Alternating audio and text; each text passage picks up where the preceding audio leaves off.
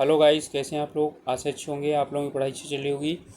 आप सब लोगों का एक बार फिर से आपके अपने ऑनलाइन प्लेटफॉर्म प्रयाग एकेडमी में बहुत बहुत स्वागत है।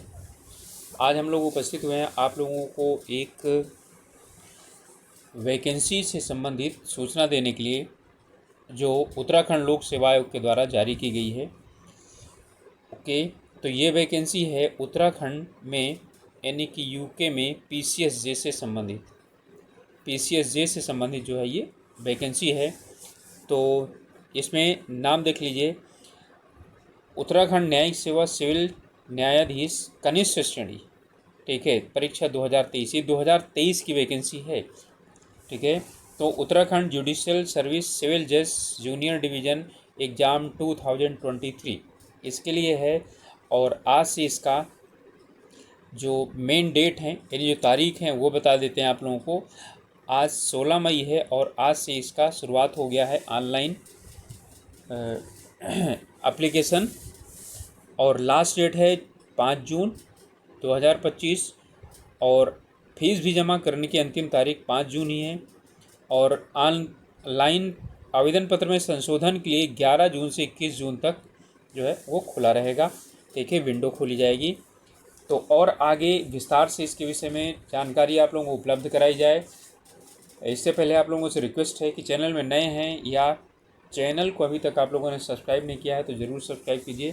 ठीक है, इसी तरह की आप लोगों को जो यानी नोटिफिकेशन वगैरह है या नई नई जानकारी उपलब्ध कराई जाती हैं इस चैनल पर, और साथ में आप लोगों को तैयारी से संबंधित स्टडी मटेरियल वगैरह आप लोगों को प्रोवाइड करवाया जाता है। ओके, तो चलिए शुरुआत करते हैं। इसमें ये परीक्षा हो रही है, ठीक है, 2024-25, यानी विज्ञापन संख्या 4E2DR सिविल जज 2024-25, लेकिन रियल में जो ये है ये 2023 का के लिए है। ओके, इसमें और आगे हम लोग देखते हैं कि जो प्रमुख चीज़ें का मतलब है कि इसके लिए सबसे पहले आता है वैकेंसी कुल कितनी है। ठीक है, तो कुल वैकेंसी है 8। ओके, जिनमें कि उत्तराखंड महिला के लिए 2 वैकेंसी जो है वो रिजर्व हैं, और अनारक्षित के लिए 6 वैकेंसी हैं, जिनमें कि उत्तराखंड महिला के लिए 2 वैकेंसी रिजर्व हैं, अनुसूचित जाति के लिए 1 वैकेंसी, अन्य पिछड़ा वर्ग के लिए 1 वैकेंसी। ठीक है, इनमें महिलाओं के लिए कोई आरक्षण नहीं दिया गया है, लेकिन ऐसा नहीं है कि इसकी महिलाएं नहीं भर सकती हैं, बिल्कुल भर सकते हैं, सभी लोग भर सकते हैं। और सबसे पहली बात यह है कि ये ओपन वैकेंसी है। ओके, ओपन वैकेंसी का मतलब है सिर्फ उत्तराखंड वाले नहीं, इसमें ऑल ओवर इंडिया से कोई भी पर्सन भर सकता है। लेकिन जो रिजर्वेशन मिलेगा, ये 2 सीटें जो रिजर्व वाली हैं, इस रिजर्वेशन सिर्फ और सिर्फ, और ये वाली, ठीक है, ये सिर्फ उत्तराखंड के लोगों को मिलेगा।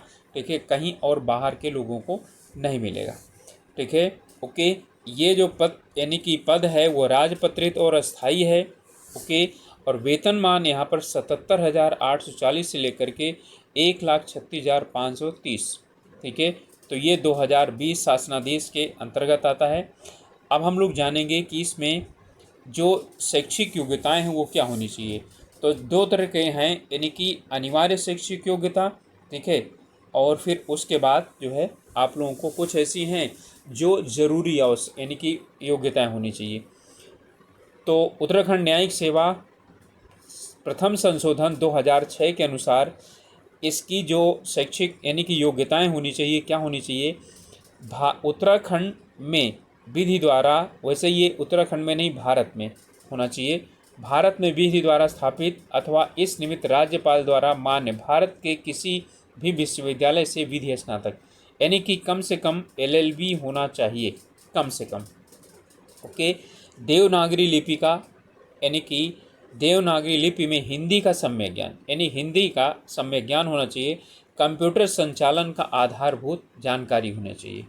ओके, तो यहाँ पर यानी इंग्लिश में भी दिया हुआ है कि जो एसेंशियल जो वो है क्वालिफिकेशन है वो नंबर 1 है, क्या चीज़, बैचलर ऑफ लॉ फ्रॉम, ठीक है, any university established by law in Uttarakhand or other universities of India recognised by the purpose of the governor.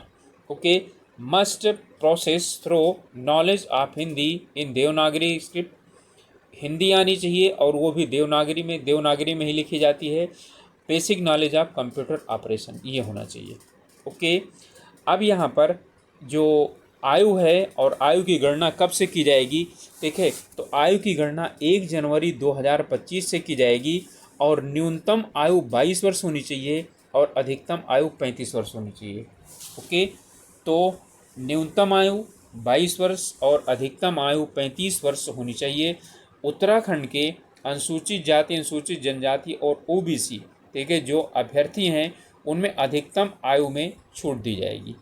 Okay, अधिकतम आयु में जो छूट है वो अलग अलग तरीके से है। ओके, रिजर्वेशन के विषय में क्या किया गया है, बता दिया गया है कि जो सीटें हैं वहाँ पर जो आपको रिजर्वेशन है सिर्फ उत्तराखंड के लिए मिलेगा नागरिकों को और कहीं से नहीं मिलेगा। ओके, बाहर के जो यानी कि वो हैं उनको रिजर्वेशन नहीं मिलेगा, वो सामान्य वाले में ठीक है वो कर सकते हैं। अब एक चीज़ यहाँ पर और ध्यान रखिएगा कि वैवाहिक स्थिति भी यहाँ पर क्या होती है, ध्यान में रखी जाती है कि ऐसे पुरुष इसमें फॉर्म नहीं भर सकते हैं या पात्र नहीं हो सकते हैं जिनकी पहले से एक से अधिक पत्नियां जीवित हों, एक से अधिक पत्नियां जीवित हों, या ऐसी महिला जो है वो पात्र नहीं हो सकती है जिसने ऐसे पुरुष से विवाह किया हो जिसकी पहले से ही एक पत्नी क्या हो, जीवित हो। ओके, लेकिन सरकार जो है ना विशेष कारणों से, यदि सरकार के द्वारा जो विशेष कारण बताए गए हैं उसके अनुसार यदि ऐसा है तो उसके लिए छूट मिल सकती है। ओके, ऑनलाइन आवेदन करना है और आप लोग शुरुआत हो गया है।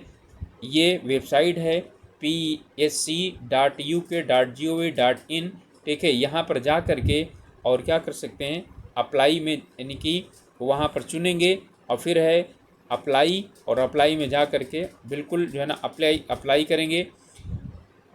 और इसमें आप लोगों को दिया गया है कि शुल्क कितना होगा। ओके, तो शुल्क कितना होगा, 150 रुपये तो शुल्क है अनारक्षित का और 16 रुपये 36 पैसे टैक्स है, तो 166 रुपये 36 पैसे हो गया। EWS के लिए भी इतना ही होगा, OBC के लिए भी इतने होगा, SC और ST के लिए 60 रुपये जो है ना फीस होगी और 16 रुपये 36 पैसे टैक्स होगा, तो 76 रुपये 36 पैसे इसमें होगा। और उत्तराखंड राज्य में संचालित स्वैच्छिक या राजकीय गृहों में निवासरत अनाथ बच्चे, इनके लिए कोई शुल्क नहीं, किसी प्रकार का शुल्क नहीं देना है। शारीरिक रूप से जो विकलांग हैं, ठीक है, उनको सिर्फ और सिर्फ प्रोसेसिंग शुल्क देना है 16 रुपये 36 पैसे। ओके, इसमें एक और है कि उत्तराखंड के स्वतंत्रता संग्राम सेनानी आश्रित, उत्तराखंड महिला, उत्तराखंड के पूर्व सैनिक, भूतपूर्व सैनिक, उत्तराखंड कुशल खिलाड़ी, राज्य आंदोलनकारी और उनके आश्रित जिस वर्ग के अंतर्गत आते हैं वो उसी वर्ग के अनुसार क्या करेंगे, फीस जमा करेंगे। यानी यदि वो जनरल में आते हैं तो जनरल के अनुसार उनको जमा करना होगा 166 रुपये 36 पैसे। ओके, यदि वो OBC में आते हैं, SC में आते हैं, ST में आते हैं तो उसके अनुसार उनको जमा करना पड़ेगा फीस। ओके, चलिए नेक्स्ट है, अब इसमें कुछ चीज़ें ये दी जाती हैं कि इसमें एग्ज़ाम जो करवाया जाएगा वो किस प्रकार से करवाया जाएगा।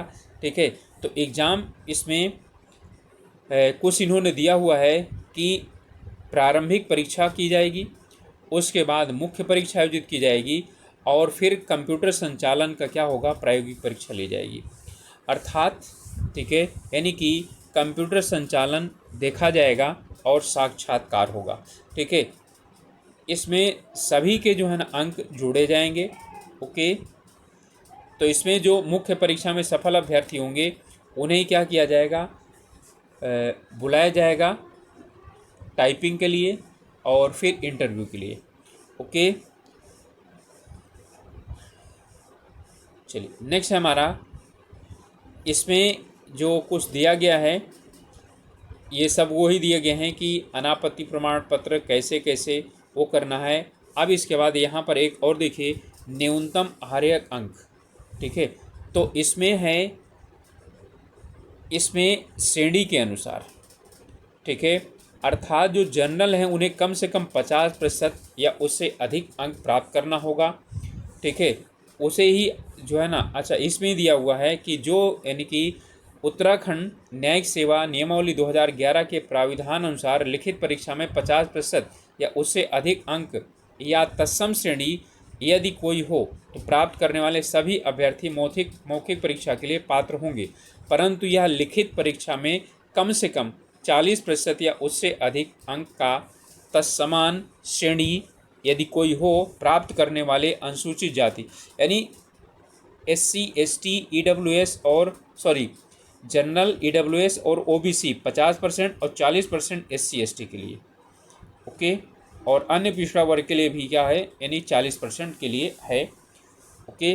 तो जनरल EWS 50% कम से कम और OBC SC ST के लिए कम से कम कितना है, पासिंग मार्क्स है 40 मार्क्स यानी 40%। यदि इतना नहीं आता है और सीट खाली भी रह जाती है तो नहीं बुलाया जाएगा इंटरव्यू के लिए, मौखिक परीक्षा के लिए। ऐसे भर्ती जो कंप्यूटर संचालन के आधारभूत ज्ञान की प्रायोगिक परीक्षा में 40% से कम अंक प्राप्त करेंगे, उनकी मुख्य परीक्षा की उत्तर पुस्तिकाओं का मूल्यांकन नहीं किया जाएगा। यानी कि जो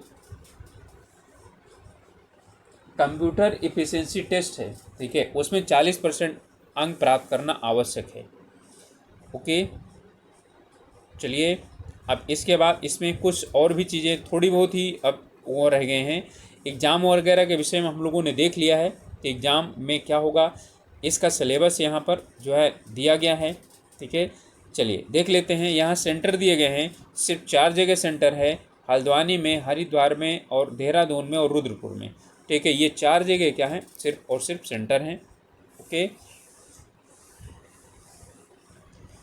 तो 2 कुमायूं यानी कि मंडल में और 2 सेंटर जो दिए गए हैं वो गढ़वाल मंडल में दिए गए हैं। हालांकि इतने बच्चे होते नहीं हैं, ठीक है। इसमें आप लोगों को जो परीक्षा योजना है, ठीक है, वो बता देते हैं। प्रारंभिक परीक्षा वो 19 प्रकार की होगी, मुख्य परीक्षा लिखित होगी, वो रिटेन होगी, और मौखिक परीक्षा व्यक्तित्व परीक्षण होगा, ठीक है। ये परीक्षाएं होंगी।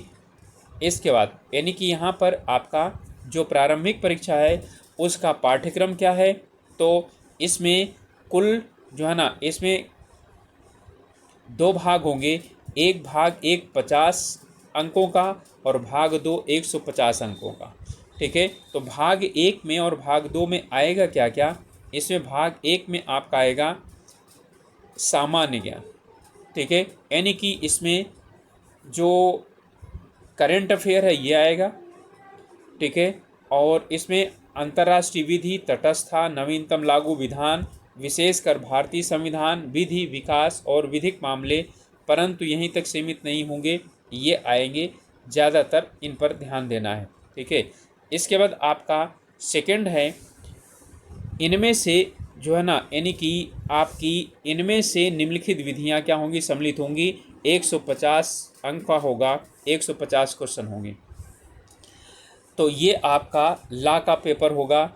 संपत्ति अंतरण विधि, हिंदू विधि के सिद्धांत और मुस्लिम विधि के सिद्धांत, भारतीय साक्ष्य अधिनियम 1872, भारतीय साक्ष्य अधिनियम 2023, दंड प्रक्रिया संहिता 1973 और भारतीय नागरिक सुरक्षा संहिता 2023, भारतीय दंड संहिता 1860 और भारतीय न्याय संहिता 2023, दीवानी प्रक्रिया संहिता 1908। तो ये आपका हो जाएगा सिलेबस प्री के लिए, ठीक है। प्री में सिर्फ इतना ही, इन्हीं के विषय में पढ़ना है आपको। इसके बाद आपका होगा मुख्य परीक्षा, ठीक है। मुख्य परीक्षा में इसमें दिए गए हैं कि आपके 5 तो प्रश्न पत्र होंगे, ठीक है। यानी पहला क्या चीज़ है, वर्तमान परिदृश्य, ठीक है, प्रेजेंट डेज यानी कि करंट अफेयर। लैंग्वेज, ठीक है, इसमें लैंग्वेज टेस्ट होगा, हिंदी और अंग्रेजी दोनों का टेस्ट होगा। विधि, प्रथम प्रश्न पत्र, मुख्य विधि और यानी कि सब्सटेंटिव लॉ। नंबर 2 यानी कि नंबर दूसरा होगा विधि प्रश्न पत्र 2, प्रक्रिया और साक्ष्य, एविडेंस एंड प्रोसीजर। विधि प्रश्न पत्र 3 यानी राजस्व और दांडिक यानी रेवेन्यू एंड क्रिमिनल, ठीक है। तो जो विधि वाले जितने पेपर हैं ये 200 अंक के होंगे, यानी 600 अंक के होंगे। आपका भाषा वाला 100 का होगा और करेंट अफेयर 150 का, ओके। फिर इसके बाद आपका होगा बेसिक कंप्यूटर ऑपरेशन प्रैक्टिस, ये 100 अंक का होगा, 40 अंक प्राप्त करना ज़रूरी है। ठीक है। व्यक्तित्व परीक्षण 100 अंक का होगा। ओके। और इनको सबको मिला करके फिर क्या होगा, आपका मेरिट बनेगी। ओके। तो ये विस्तार से दिया हुआ है इसमें पाठ्यक्रम में। जो आपका वर्तमान परिदृश्य है ये वही है, करंट अफेयर। ठीक है। और यानी कि जो आपका प्री में फर्स्ट पार्ट होगा वही यहाँ पर भी होगा।